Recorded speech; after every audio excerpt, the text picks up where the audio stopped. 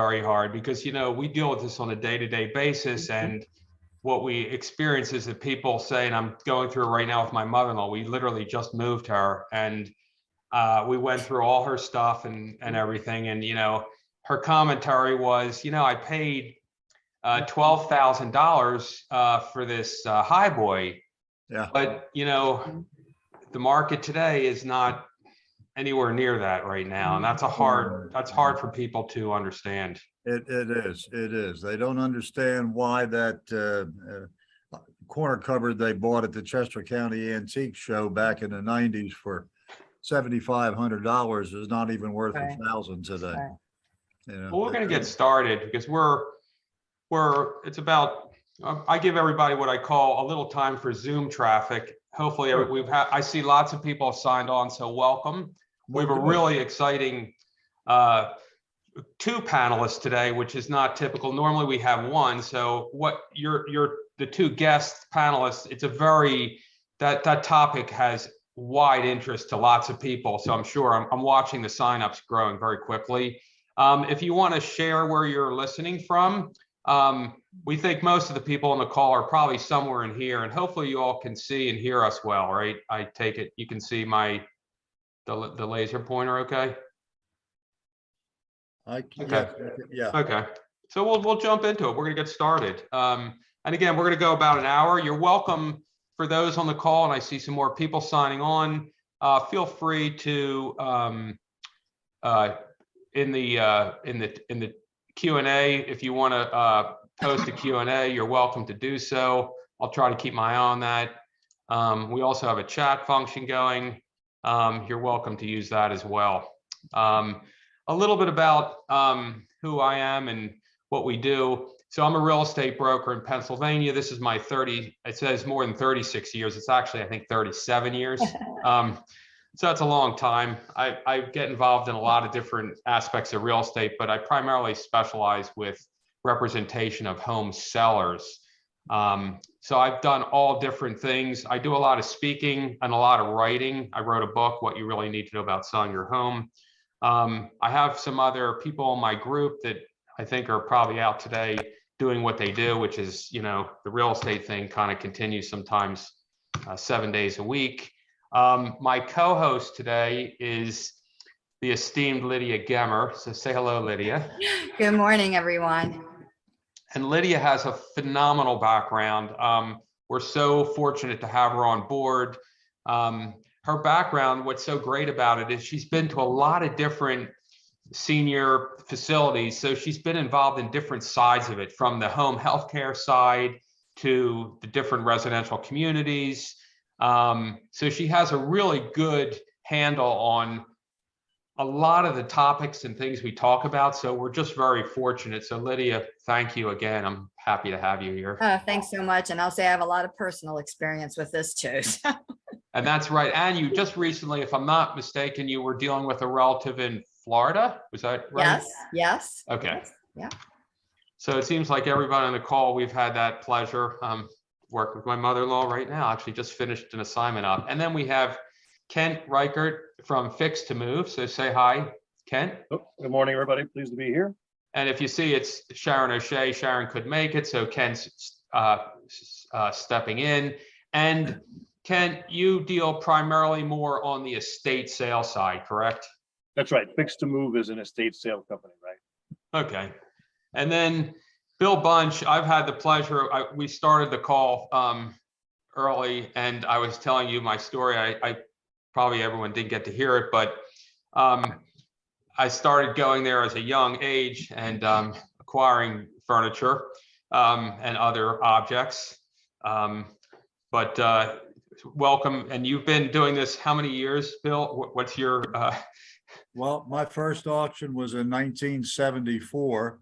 I was in Westchester from 1990 until 2002, and I've been in Chadds Ford down on Route 202 since that time. So we're in our 21st year, I guess, of doing business from our building down in Chadds Ford.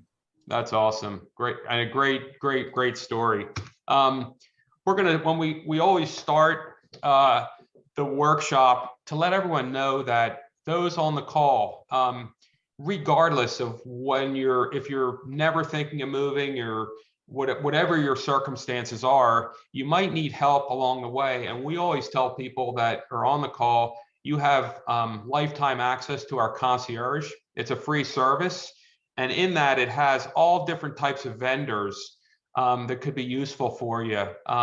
You don't, again, you don't need to be selling a home. You can call us. We're happy to refer you to people. We don't get anything from the vendors, but what we do get is satisfaction to refer people to people we think would do a good job for you. These are vendors that we've used personally, our clients have used, and we monitor them. So if we refer you to someone, we're going to ask for feedback. And again, if we get unfavorable feedback, we'll remove them from our list of vendors. And of course, in this list, we have Bill Bunch. We're going to have Sharon O'Shea, Fix to Move. And we have a lot of other vendors in the category of, what you should do with all your stuff, right? That's the number one question we always get.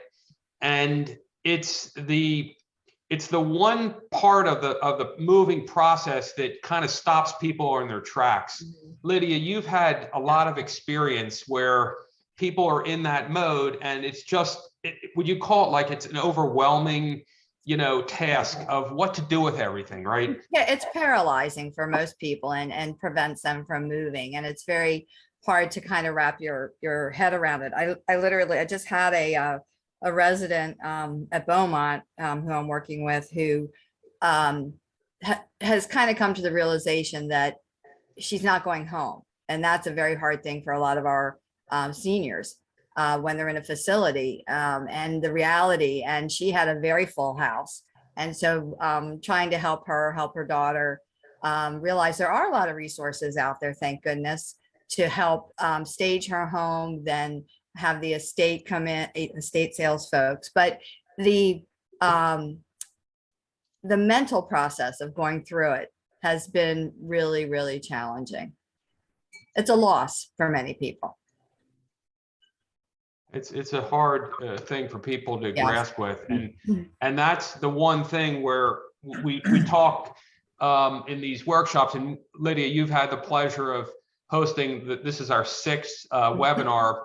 We talk about the proactive versus the reactive program, Right. and what it comes down to is so many times that people should be planning well in advance and do things, but many times it's reactive. Something happens, right, in health or something else, and you need to make a decision really quickly, and it really affects, how you can, deal with all this stuff. It's just, you're in a very difficult situation when you do it that way. Absolutely. So we're going to get into our two guests, and we're going to be talking with our guests about really kind of two items, really, which is estate sales, auction items. I put the category of junk removal, but I started to create a list before I started this morning of some of the various places that we refer to our clients and how that happens. I have a ton of clients lately that had situations, and we just had one where it was someone from Ohio selling a property, and they had to put somebody into there was a health issue, and they had to move someone out of a house, and they're in Ohio, and they literally just handed me the keys and said, could you help me with this? And it's something I've been doing for a long time. I've never really marketed or told people about it, but it's something I do. I don't charge any extra, just something I do, and it's about giving service to people. And we had, in that process, there was a Hoyer, this piece of medical equipment, and we were able to donate that to Surrey Services. And I never got so much satisfaction and joy out of sourcing something for somebody else, because it was like a huge win all the way around, right? The seller of the property was ecstatic because they had this piece of medical equipment that they were going to, throw away. They didn't really want it anymore. And we found someone to use it. And that's what this is all about. It's like finding what the perfect mix match is for your stuff. Is it the estate sale? Is it an auction? Look, there's resale shops. We have religious institutions. We have antiques dealers. We have, consignment. There's a whole bunch. You have Facebook Marketplace. We have Craigslist. And again, with all these things, there's pros and cons. So today we just wanted to kind of talk to you about two options for you for what to do with all your stuff. And I'm going to start with Fix to Move in Kent, and tell us a little bit about what your service is and what Fix to Move is all about. Yeah, sure, Brett. Thanks very much, and good morning, everybody. Sharon had a prior engagement, so she asked me to step in. I've been working with Sharon for 3 or 4 years now. Fix to Move itself is about 8 years old. Both of us come from professional backgrounds, and we're kind of tired of going to the office. And I've been buying and selling antiques for 20 years, and so it was sort of natural that I kind of migrate into this service. Fix to Move is an estate sale company, and I want to emphasize also what was said earlier about the emotionally wrenching process of deciding what to do with your things. My parents were still alive in 97 and 92, moved out of the house that I grew up in, and so they had the luxury of taking their time because we moved into it.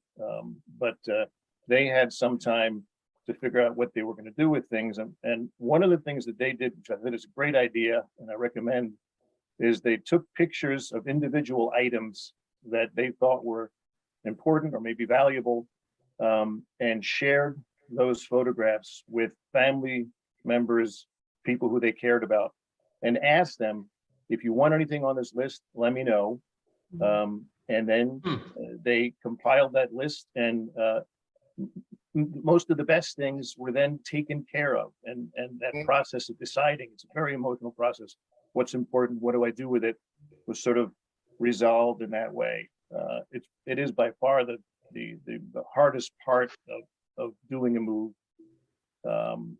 So that's one way that I recommend that people prepare for this.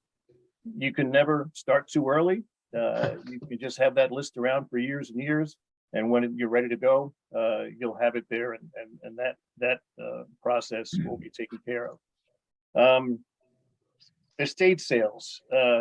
Estates, we like to say that estate sales is sort of a one-stop shop. We provide several services, including obviously the basic service of an estate sale, which is setting up, pricing your items in your home for sale, usually over a weekend, sometimes a 3-day weekend starting on Friday. That process involves coming in, pricing your items, determining their value, and literally putting prices on items, staging them around the house, helping you decide what kinds of things you like to sell, what kinds of things you don't want to sell, and then advertising in different locations. We advertise anywhere from Facebook to Craigslist to estatesales.org. If there are good local newspapers in the area where we're having an estate sale, we even advertise there, so that we let people know. We have a database of 5,000 names of folks who we notify every time that there's a sale. Typically, certainly in the high season, which is usually coincides with the real estate market, which of course is evolving, but say spring through right around now, we're doing at least one estate sale a weekend.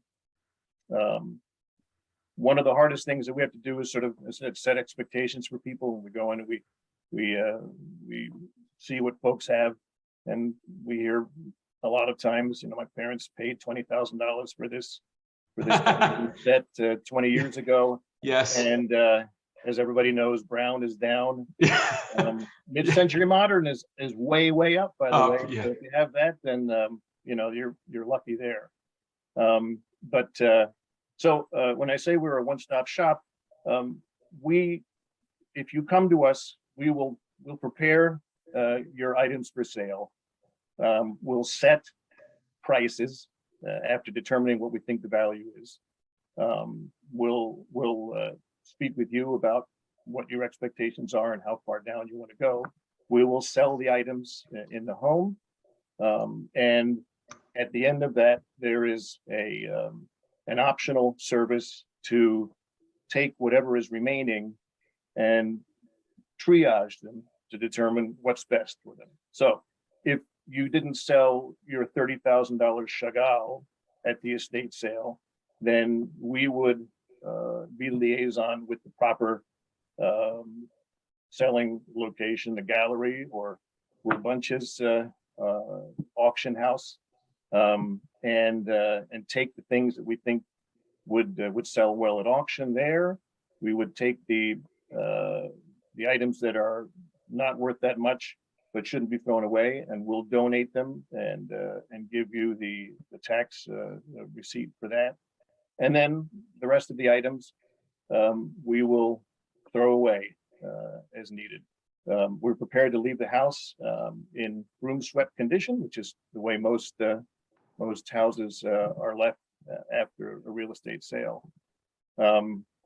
So if you come to us, we can provide sort of the spectrum of services. And we have taken items to Bunches and other auction houses. One of the advantages of an estate sale is that we'll sell everything. Again, from a boat to a car to a $30,000 Chagall to a $1 already opened bottle of extra virgin olive oil. People will buy anything in a house sale, and we'll price them accordingly. We won't sell if we're not getting the price that you as the client and we expect it to get at this estate sale. And again, we'll process those things wherever we think they need to go. Does it change by day? Meaning like on Friday you start, let's assume the sale started Friday, and people come Friday, there's a painting on the table, and they come Saturday, no takers. At some point, do you adjust it, or do you leave it at that the entire sale? We do, of course, and so we would never reduce the Chagall down to $2. But you know, most other things typically are reduced to some extent through the sale. And so the point is to move things along as fast as possible, but to respect the value of items and you know, make sure that they're disposed of properly. But yeah, What's the timing in terms of, I have a client right now, I think Sharon's working on one. It's an estate situation. What's your timing? I guess I'd call it backlog to be able to conduct a sale. How much advance time do you need, like today? What are you seeing right now?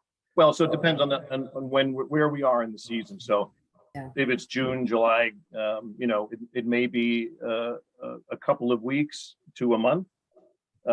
We have colleagues who we can call in who can assist us if we have multiple sales. I forget how many we've had at most, 2, 3, maybe 4 sales on a weekend.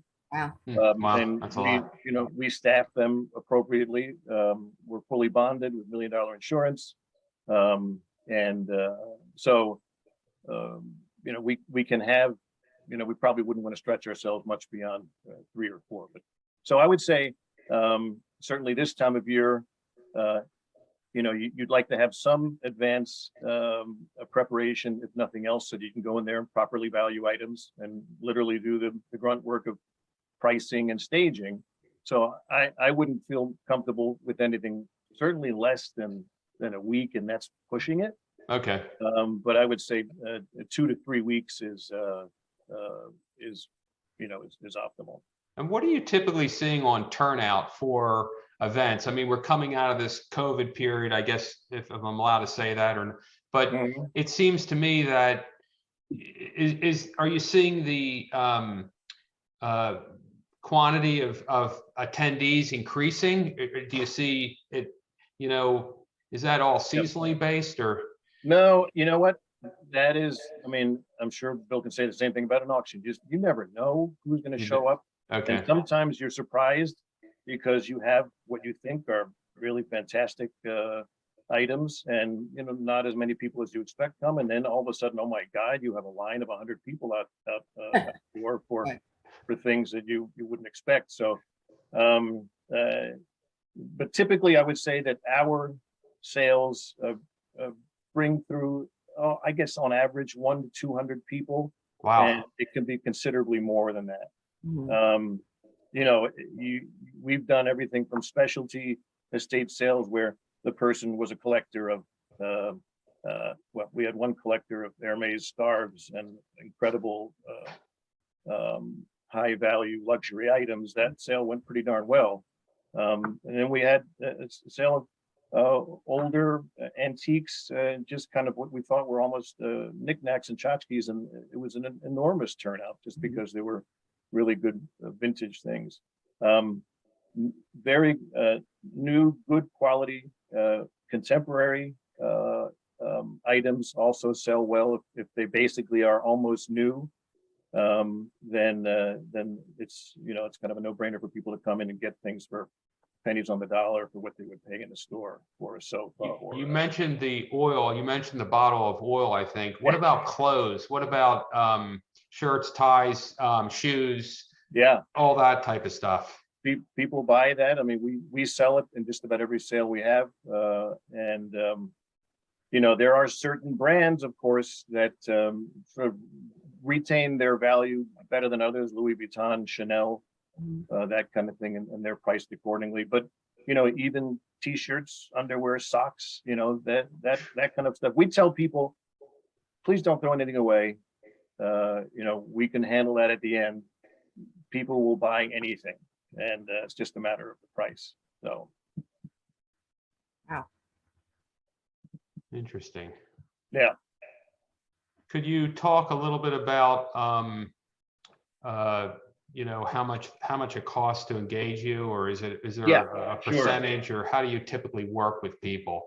Right. For estate sales, typically you have a commission-based structure. Ours starts just about 35%, and depending on what the estate sale company is, that's the range you would be at, 35 to 40%. That would include whatever costs we have, that would cover the costs we have of paying our staff and the time of setting up and determining the value of items. There is, in addition, so the seller, the owner, would retain 65% of the proceeds, and we would have 35% of the proceeds. In addition to that, we have an optional clean out where we would, as I said, remove the remainder of the items, triage them, determine which ones go to auction, which ones go on eBay, which ones go thrown away, and that can range anywhere from 1,000 to 3,000. That depends on the size of the house, the number of items, and the number of people that we need to do the clean out. And we've had some recently, Kent, that I sent to Sharon, and it seems like the home owner was kind of evaluating the economics of everything, trying to figure out if there was that, I guess you call it that threshold amount, or there was enough stuff, because I guess it depends on the quality and the level of what they have, to try to understand that at the end of the day, it could end up that it costs the people nothing to get the house cleaned up, everything removed, and without them having to do much. I mean, that seems to be kind of like the threshold goal. Is that right? right? At the very least, you would like to sort of break even. Combination of the proceeds of the sale and the cost of clean out. And in some cases, we had one last year that I think net grossed about $50,000. So that family did very well. And again, it depends on the items that you have. We protect the value of the things by determining the value and not selling them below a certain threshold, and at least not in the estate sale. and then taking them to the proper place after that if it doesn't sell at the estate sale. And then my big question is, how do you handle the client that has, the brown wood something that thinks, or keeps mentioning that they've paid X for it, like, years ago I paid, $20,000 for this piece, but the reality is today it's, $500. How do you have that conversation, and how does that normally work out for you? Well, there's little point in trying to sugarcoat that. Well, at the back end, you'll certainly hear it, but managing expectations again is one of the key parts of the job. And so we simply tell them, in some cases we can show them, for instance, on Live Auctioneers or some kind of a site, look, here is your exact item, this is what it's going for. Frankly, and increasingly, we have to decide whether it's a proper fit with a client. And if we get a sense, and I know that we're not the only ones, there are other estate sale companies who have said that they have turned down business just because they couldn't come to an accommodation on expectations. But we don't arrive at prices casually. That's we look at our experience, and then we look at the market, and in many cases we can demonstrate, showing past sales, exactly what your item sells for in the market today. I imagine that's a very delicate process, because I've been through it personally, but you have so many, not just somebody saying, oh, I spent $20,000 on this. That's what, how can it only be worth $1,500 now? But it's also the sentimental, the emotions that go with that. It's right. Really, I mean, you want to avoid saying, your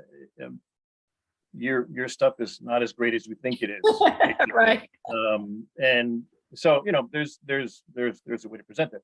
It's, again, to the extent that we have real world examples, and it's not just our opinion, that's extremely helpful.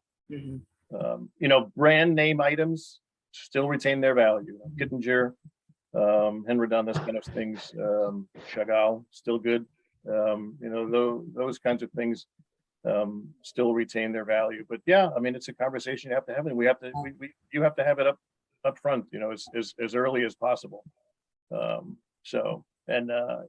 sensitive because, as I said, this is a very emotionally fraught time, and some people are more or less prepared for that aspect of it. The estate sales are the easier sales, just because the owners are typically not there. They've passed on, and the family is just sort of, oh my God, what do we do with this? And they're more prepared for the reality of the value of things, and just kind of let's move these things on and sell them. So when I say estate sales, I mean sales where the principals have passed on. Right. Okay. There's just a lawyer or a family member who's not as emotionally invested in the items. So. And that's so true. But I think I forget who used the word, the gut wrenching word. It's a gut wrenching process for everyone. It's a really emotionally charged, situation. No, and sometimes I feel, like a doctor trying to give bad news. Some doctors are better at that than others, and so you need to have good bedside manners in this business, because you're dealing with, with people's things. These are the things that define them, if you're dismissive, I've heard complaints of people who say that an antique dealer came in and said, that's really not worth that much, in sort of a dismissive manner. There's a way, I think, to approach these issues. So Kent, do I then get to keep all my Kittinger stuff? Because I have a whole bunch of Kittinger stuff that I really like. My wife doesn't like it, but I do. Keep it, and then when your kids have to sell it, they'll be lucky. Okay. It'll get some good money. The reality is they'll sell it so quickly that that's what's going to happen, because they, the legs, the ball and claw legs, and the what do they say the ancestor paintings are scary people, and so- Right. Yeah. I mean, if just to make a further distinction between estate sales and some of the others, I mean, as I said, we sell everything, and we can manage the process of divvying out to other places like auction houses. There are auction houses that sell almost anything. I used to love going to Freeman's downtown on their Me Thursday too. or Thursday or Tuesday Yes. sales, and you could get, oh my God, they would have anything. I don't think they would have extra virgin olive oil open, but Yes. just about. And most auction houses, have a threshold of value of items. For instance, if you go to Sotheby's and Christie's, they won't sell anything if it's a single item, especially that's worth less than $5,000 or $10,000. Others, will take items, and then there's still auction houses that have that section of boxes of stuff. Yeah, That's I love really that. fun to go through, and that could be really anything.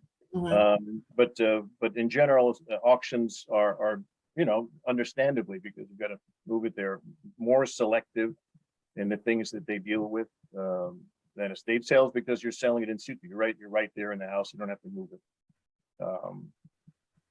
So Awesome. That was excellent. Anybody have any further questions on the estate sales? Necessary service for sure.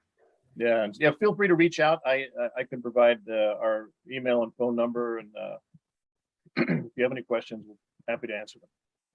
So we're going to turn the presentation over to our less talkative person, Bill Bunch, right? You said Bill doesn't like to talk. He doesn't like doing the auction business. He's not passionate.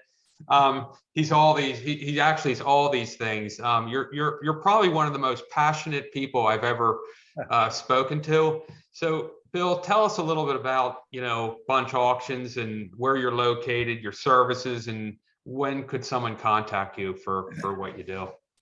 Well, good morning, everyone. Good morning, Brett, and good morning, Lydia. And I keep seeing your name on the screen as Sharon, but I know it's not Sharon. But I've been sitting here biting my tongue because I have comments on virtually everything you guys talked about. I figured you would. But I thought I better keep my lip zipped up until it's my turn. So, well, I've been an auctioneer for 48 years. I haven't had a job in that many years, to be honest with you. I've gone to work every day or gone and do what I love to do every day. I enjoy the business tremendously. 48 years of it. I don't know how many auctions I've done, but I learned the business through doing it, through being in the marketplace, in the street, at Renninger's on Sunday morning, Crumpton My favorite. on Wednesday morning, My favorite. You're up Freeman's on there. Thursday mornings in the basement, and on the main floor on Wednesdays with Bill Cassane, the guy that owned the first floor back in the 80s and 90s. Okay. And that's when my learning curve goes back that far into the 70s, 80s, and 90s. It was the golden age of our industry. And prices rose to levels that were unbelievable.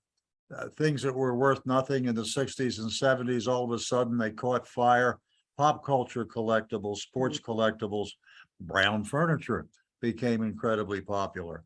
And what fueled all this? The baby boomers. Mhm. We had good jobs, we had good educations, we loved the stuff. We wanted to buy the stuff, and we did. And we filled our houses, and then we bought another house and filled that one.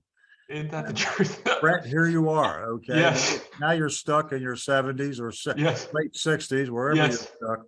And you got a lot of stuff in your house, and that Yes. was good stuff. You were quite prescient in buying that.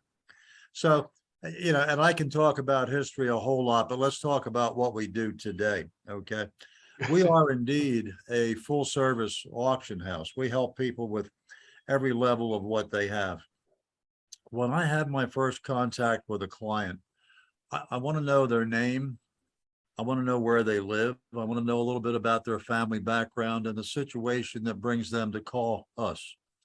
Why are you calling me? What can I do for you? Tell me about your situation and let's see how I can help you, is my favorite opening phrase, my opening question, if you would. How can I help you get to, where do you need to be? What are you trying to accomplish? And if you're speaking with that principal that lives there and has collected all this stuff, you've got one approach that you need to take. If you're dealing with the kids that are in from out of state that only have a day and a half to find a solution, you've got a whole nother set of challenges and a whole nother set of answers to provide to them.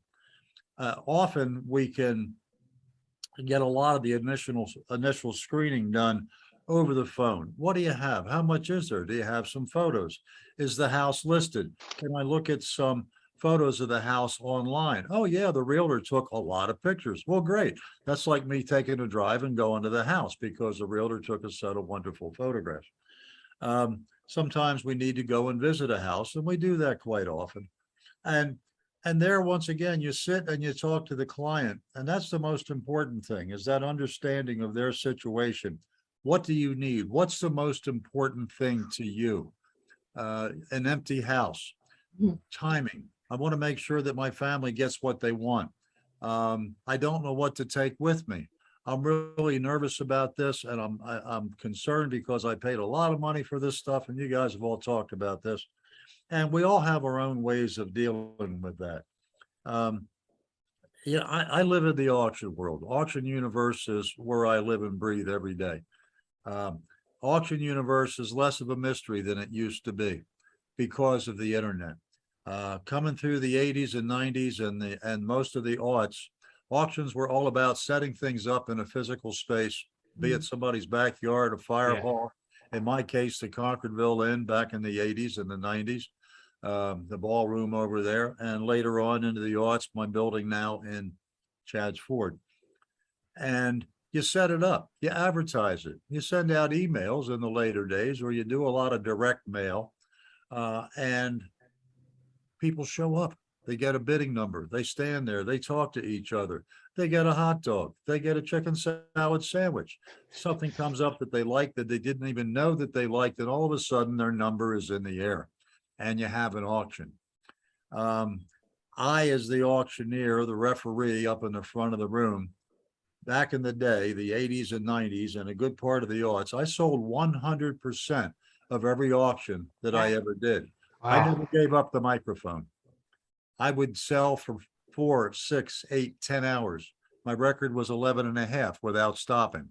Goodness. Oh my God. Yeah, and because I loved it. I still love it. Passion. I get up in the morning and I put in my hearing aids. You know how I check to see if they're on? I sell a little bit. At 100, 125, and now 50, now 75, and between 250. So to make sure my hearing aids are working, because I can hear myself really well in there, okay? But nobody's listening. Nobody listens today because nobody's there. COVID comes along. But even before COVID, there had been a tremendous decrease in physical participation in auction rooms from New York to Chadds Ford to you name it. Fewer and fewer people were physically showing up because the phenomenon of online bidding had started to take hold and get traction. The technology grew, people's comfort with their computers grew. Buying things online became more comfortable for individuals. Amazon made it easy. You wake up at 2 in the morning, you think of what you need, you buy it, you go back to sleep, you know, and it's just different. And in auction world, the same thing happened. My first online auction was in 1999. And I moved ahead with eBay Live back in the early days. They went away in 2008. I continued on with Live Auctioneers and Invaluable and Auction Zip. And today we have our own online bidding platform, as well as utilize the third-party online platforms. Live Auctioneers is the biggest and best in the world. I'll give them a free plug, but they are. They represent 6,000 auction houses around the world. We're in the top 5% of those 6,000 auction houses. On any given day, Live Auctioneers has about 300,000 objects for sale. So every sale we do, we post on Live Auctioneers. So those sales will have 4, 5, 6, 700 selling lots or items in them. You know, so my challenge, and I'll jump forward past the client aspect, but we'll get back to it. my challenge, our challenge as a company is to understand what people have, help people understand what it is that they own and what they have, what the potential values might be, illustrate to them what the market is today. And, you know, Live Auctioneers is a great place because I'll sit in the house on my iPad or on my phone and I'll say, look at this. You've got you name it. It could be a Tiffany vase. It could be a painting. It could be anything, piece of furniture. Let's look and see what they've been bringing. So I've removed my opinion from the equation. Interesting. And I go to the market. A realtor's going to go say, look, here's what the houses on your street have been bringing. This is what your house is going to sell for. All right. It's pretty easy to predict that future in that kind of a cookie cutter situation a little bit. And it also makes my job easier because I can say, look at this. Here's 6 that have sold within the last year and a half, and they all brought between $200 and $400. What do you think yours is worth? Well, I guess it's worth between $200 and $400. I said, you got it. You know, you're absolutely correct. And our job is to present their objects online as well as they can be. Good photography. I employ 2 full-time photographers. Good descriptions. We employ catalogers that understand what they're selling. We hire specialists when necessary. You mentioned clothing. I have a person on staff. That's all she does is clothing. She does vintage clothing. And she loves contemporary name brand vintage clothing, but also antique things. Okay. And we do a lot with that kind of thing. And we sometimes have specialty sales with nothing but clothing and textiles. We do the same thing with clocks. We do the same thing. Speaking of clocks. Yeah, I can see your clocks behind you. I have a tremendous clock Yeah. consultant, Steve Petroselli. I don't mind giving Steve a plug either. He's one of the smartest guys in the United States on antique American clocks. And he's a good friend of mine and he helps me out beyond my wildest expectations. But our job is to present what people have as well as it can be to the marketplace. But setting expectations, as everybody's referred to, is also incredibly important. Yeah. What's the most important thing? Well, I want to get a lot of money. Well, you know, a lot of money is relative. I can get you what the things are worth. I can't get you what they're not worth. And if your expectations are way past what they're really worth and what the market will produce, then you've got to find another solution for that object or that collection. Most of the time you get people out of the weeds in that fashion. Hey, Bill. Yes. We had a question Yes. from Julia, and she wanted to know, are all the auction items transported to the auction house prior to sale, or does it happen like the estate sale? I mean, we bring everything to our building because we need to look at it. We need to catalog it. We need to photograph it.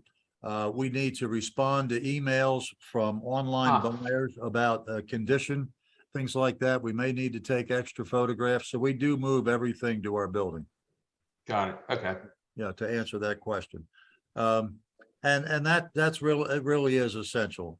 I can tell you that. So, you know, to dial it back to dealing with the client, you know, I feel that my job is to understand with a great amount of compassion what that individual's situation is. I can't tell you how many kitchen tables I've sat at with, pardon the expression, little old ladies, okay? And I mean that with great respect and no pejorative intended. And sat there and talked with them about where they bought these things, the stories that they have about these objects, because collections are so emotional. Mm-hmm. Every object in somebody's house has a story attached to it. They've got a memory of where they bought it, what they paid for it, whether it was raining that day or not. I can look around my living room here over my shoulder and tell you a story about every clock, every painting, every object that I live with. I can tell you the story, where I was, what I paid for it, who I bought it from, who I bid against if I was at an auction sale, you know, and I have my own set of stories. Everybody else does too. That compassion and that understanding to me is the key and the most important thing to developing successful client relations and perpetuating those relations. When I say perpetuate them, if I make somebody at Beaumont really happy with what I've done for them, guess who they're going to tell at Isn't lunchtime? that the truth? All their neighbors, Yeah. all their lunch mates, everybody at the table is going to find out about Bill Bunch. Okay, and that is the best way in the world to promote my business. I could take out all the ads and send out all the emails in the world and make all the phone calls and knock on every door in 5 counties. But it's nothing like having people saying good things about you. Right. So, that, Bill, is yes, there, the question came up and I'm going to ask the same question, for Fix to Move. Is there like a service area? For example, is there an area where it doesn't make economic sense to somebody who's out of state or, Bucks County or is there some validity to that? It's more geographic?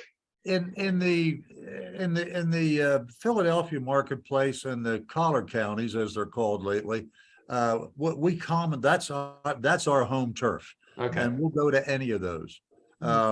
We recently did a 2-house deal off of Staten Island, okay, Ooh. up in New York. New York. We've been to the boroughs of Manhattan, and we've done deals up there. What makes it not make sense is, wow, there's $3,000 worth of stuff in the house that's 200 miles away. That doesn't make sense. Yeah. All right, there's $100,000 worth of stuff that I can put into one truck. That makes sense. So you have to deal with those really on a case by case basis, but the vast majority of people that call us, we can come up with a solution for them. And that solution is not just selling the things that you have that are worth money.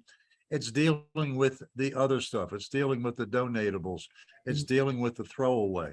And I usually look at deals as overall whole projects. What's our goal? Our goal is an empty house. How do we get there? We can sell the things that are worth money. There's a little bit of stuff that can be donated, whatever it may be. It could be nice household things.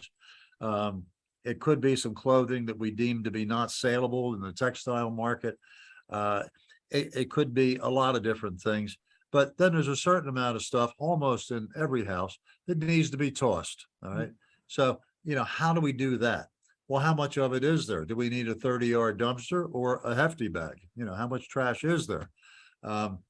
Is there any family support for that final emptying? Do we have 3 or 4 grandsons that'll work for soda and pizza? Well, there's your cheapest labor source right there. Okay. Or do you need to get one of the clean out companies, of which there certainly are many? You can get one of those in and they give you a price, you write them a check and it's gone and it's empty.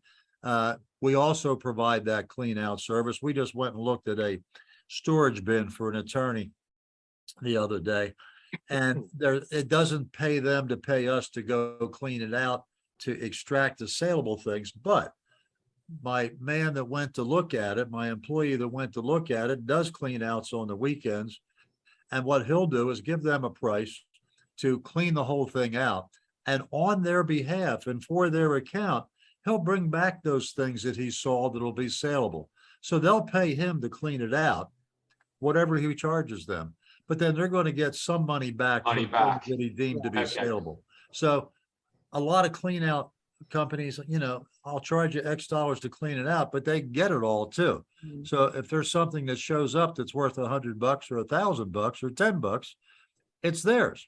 All right. In this situation, we're going to sell it for that account. They're going to extract the most that they possibly can.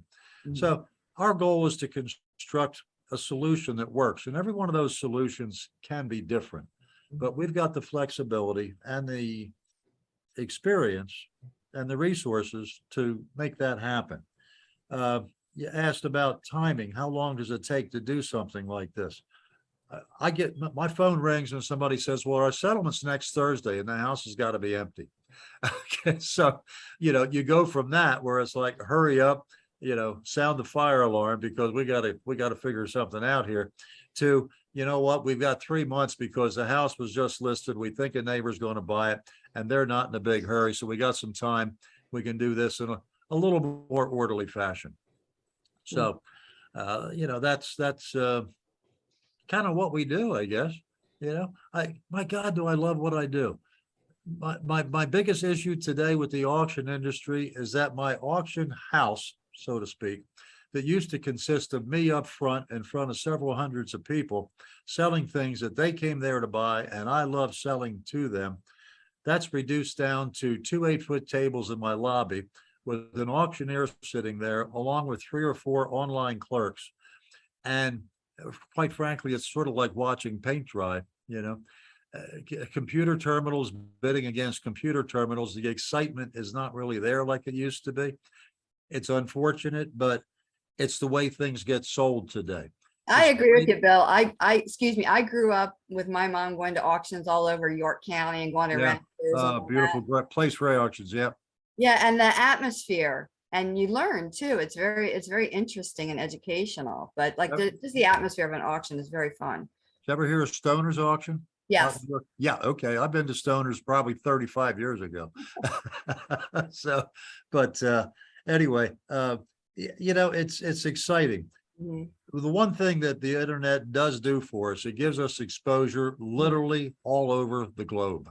Mhm. And I'll give you a good example.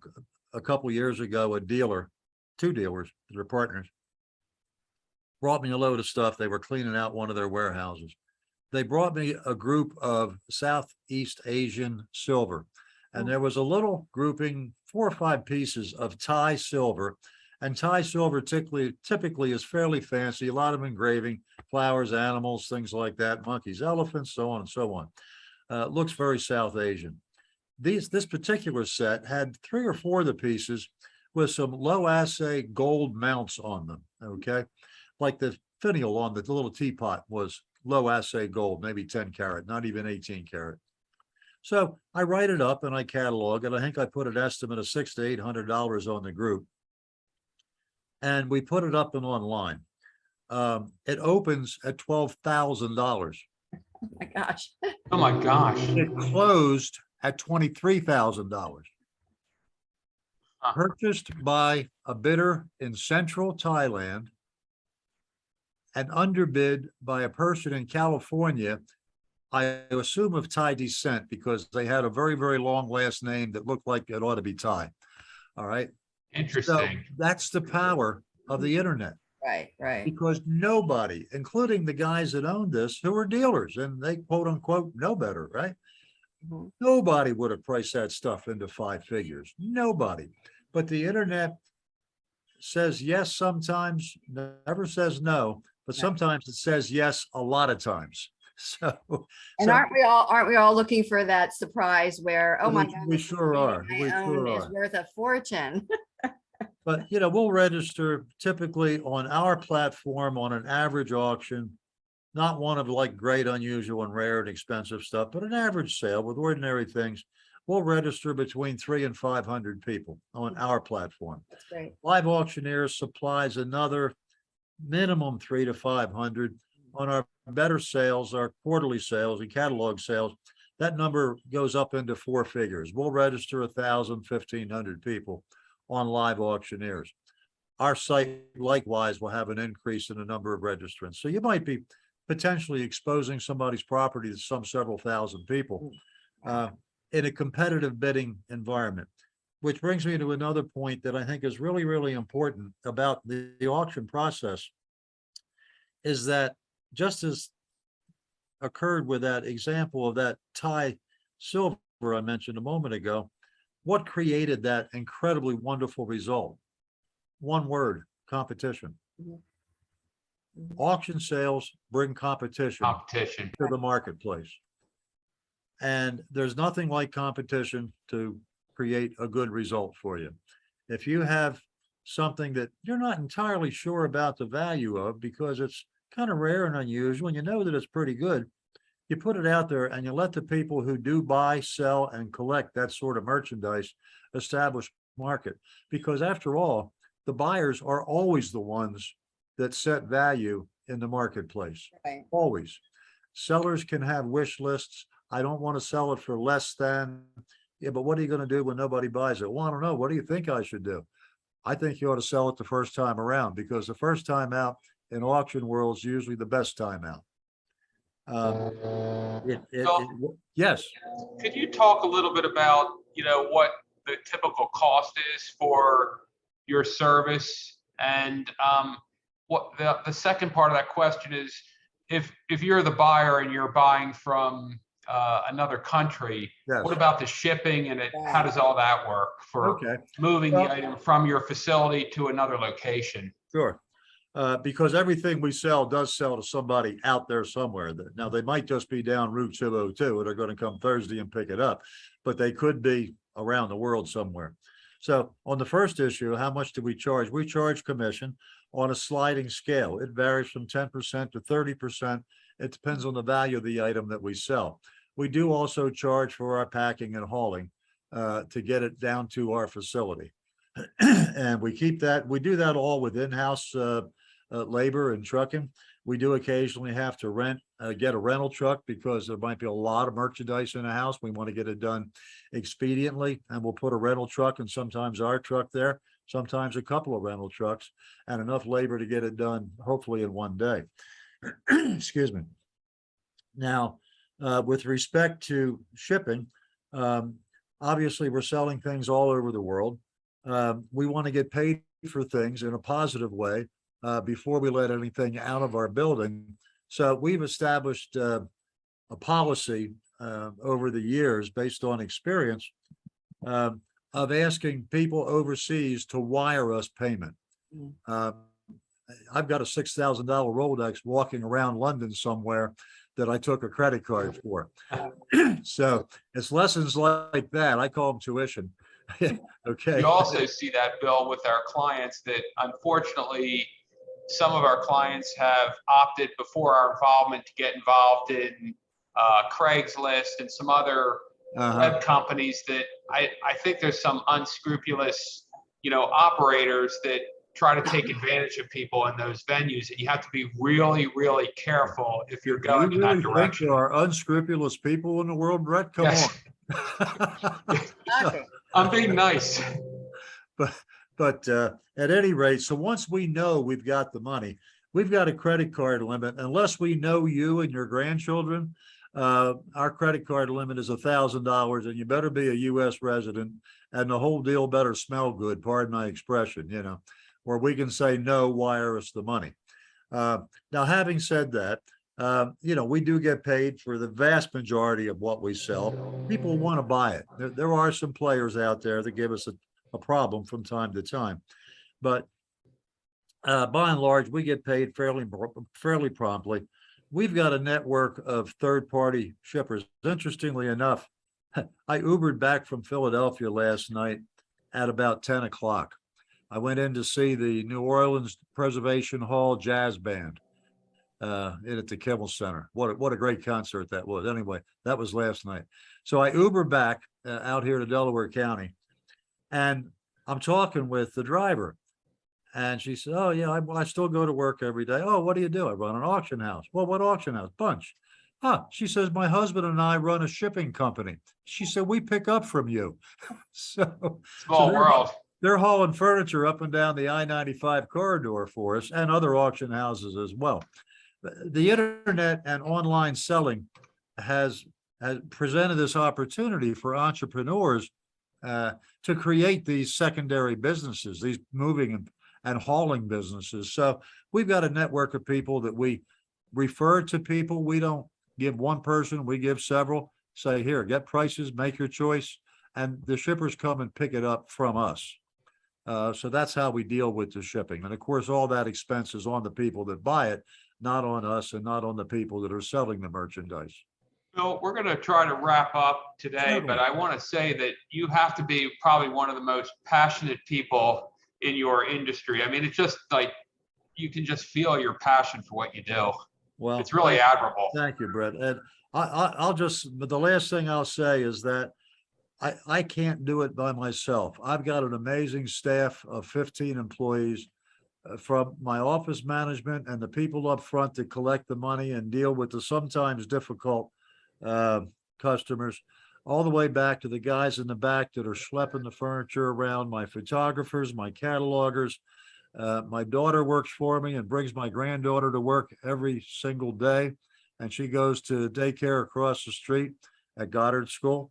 It's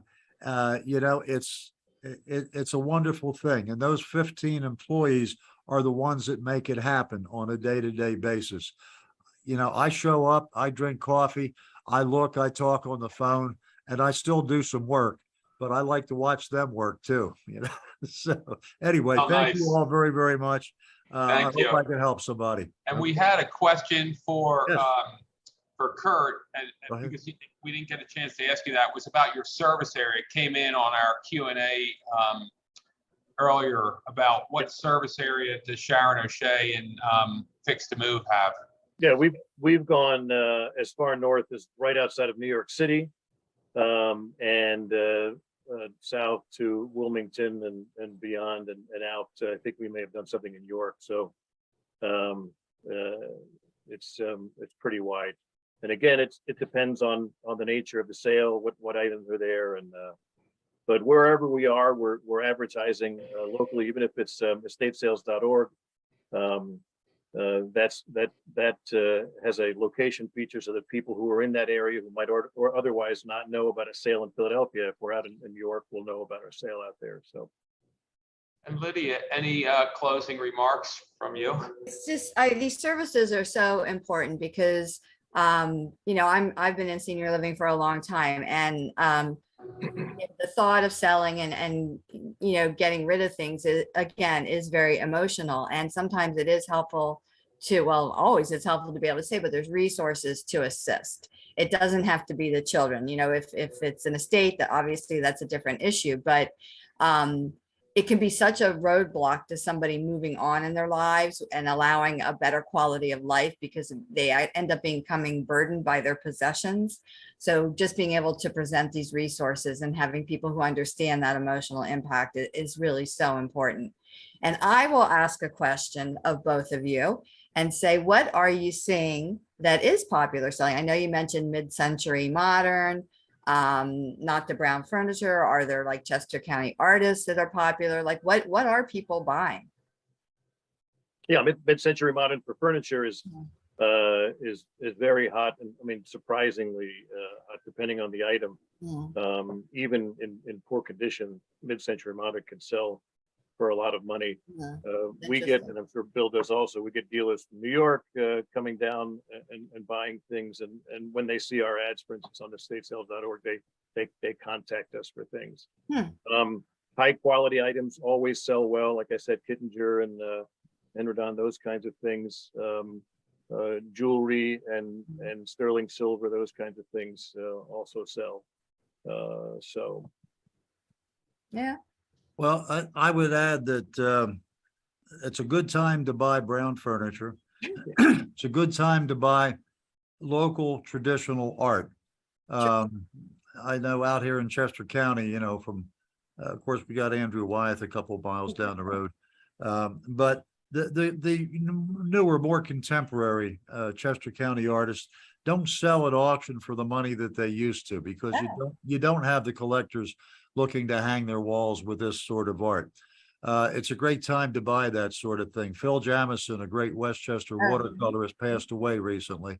And I bought, actually Freeman's had a couple of interesting Jamison watercolors that I bought that I need to go in there and pick up, actually, because Phil was a good friend. And he used to come to every auction that I had and would buy art. And his son Flip would say, "Will you please stop selling paintings to my father? He's got nowhere to put them." Yes.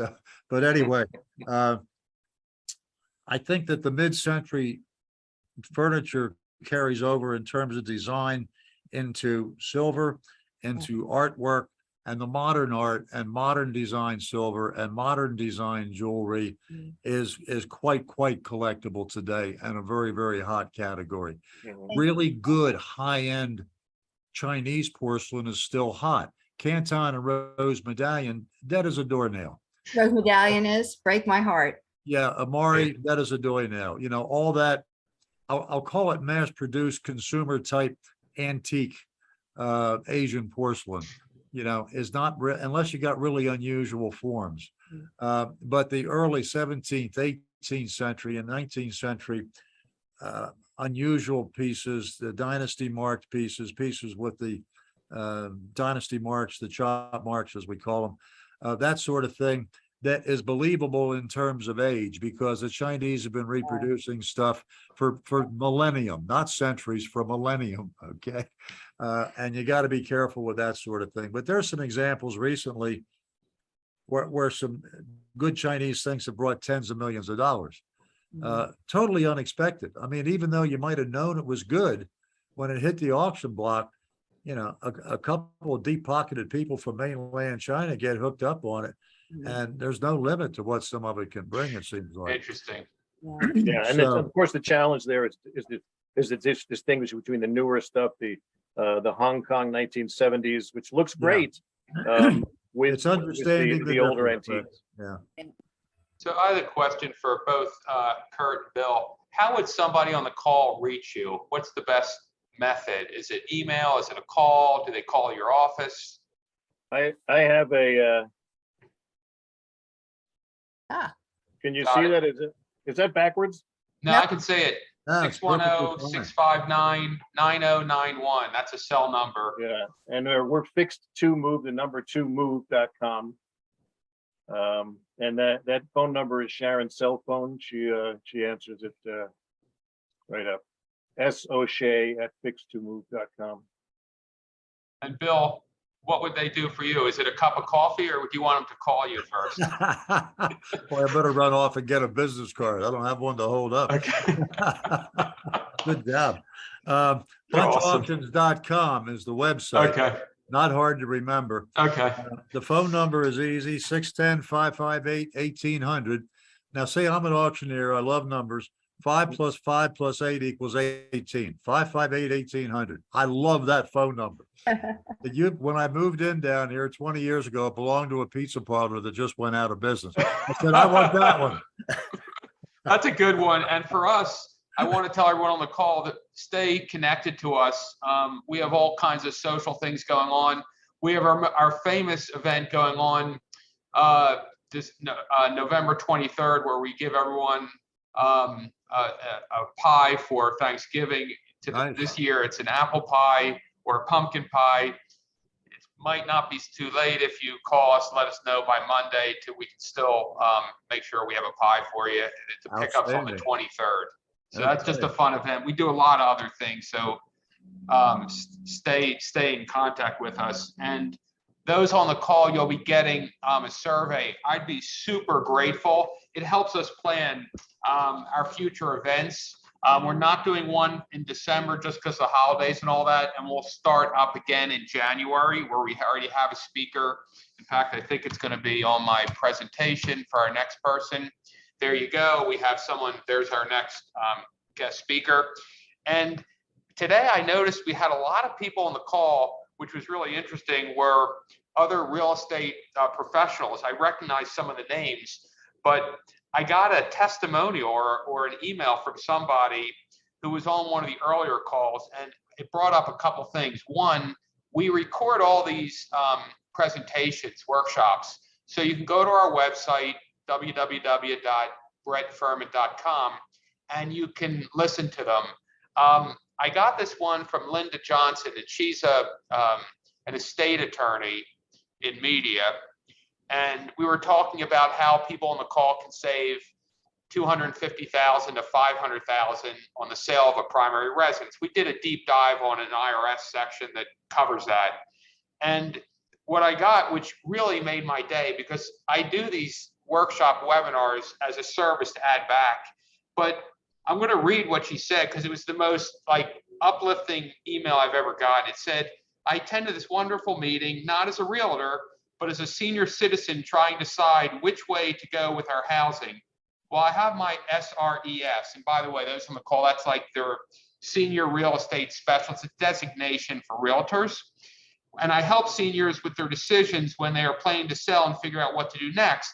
I attended this Zoom with my senior hat on, making decisions for my husband and me. It was very informative, and your speakers were great. Thanks for hosting this. You offer a great service. And it's from Maureen. Maybe I'll leave her name out, but she's Keller Williams realtor. And I thought it just made my day. It really made me feel good. So if anyone has any other testimonials, or if you want to, on the survey, we would be super grateful for you to to post them. But that's it. That's everything I had. Lydia, any other commentary? No, it's been a great service, this whole program. All these presentations have provided such valuable information that it's been a really good thing to do, Brett.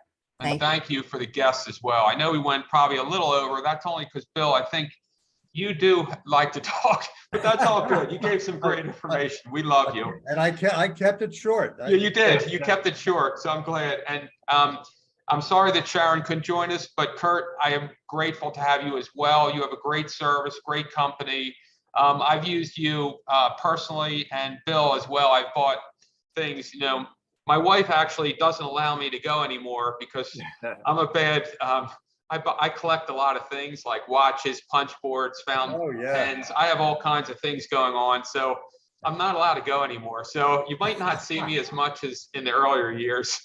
I appreciate that. Thank you. Any questions, feel free to reach out. Okay. Thank you, everyone. Thank you. Awesome. Thank you all. Thank you. Take care.